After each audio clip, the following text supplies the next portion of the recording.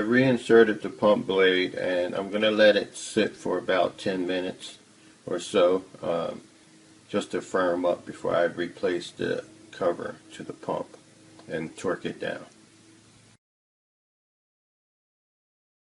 So as you can see, I've reinstalled the screws as well as the new screw at the top, which has a large Phillips head, but I used a large flathead screwdriver so that I could get a pretty good torque on it. You don't want to over torque it because the gasket is really what seals it, and BMWs in general don't require a lot of torque in their individual components, so you don't want to over torque it. This is aluminum material, so you don't want to strip it out or break off a screw. So be careful about over torquing. Next, I'm going to go ahead and replace the seal that's closest to the engine side.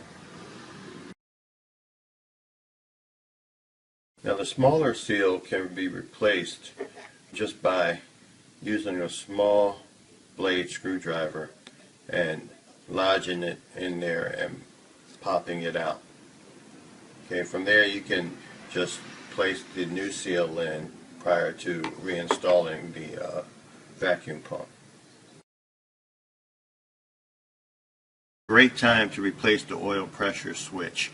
It's located directly beneath the vacuum pump and it's very difficult to get to. In order to change it, you have to either remove the vacuum pump or remove the radiator coolant tank, expansion tank rather. It uses a 22 millimeter deep well socket, and it's located right here.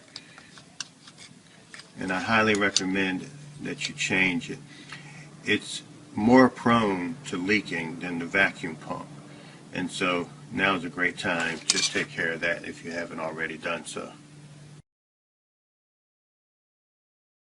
Okay, so the best way to reinstall the pump is to you're going to need a 27 millimeter socket and a long breaker bar.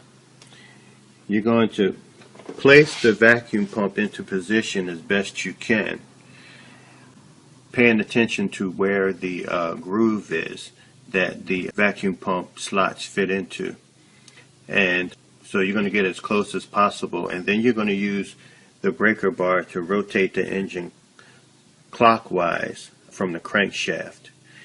It's going to take some patience, but if you take your time and push, you may even need two people. I did it myself, but you may be able to push the vacuum pump into position, and it should lodge into position with relative ease, but it may take some patience.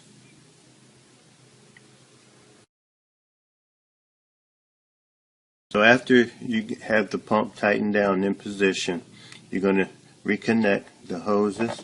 Just going to press this hose back down.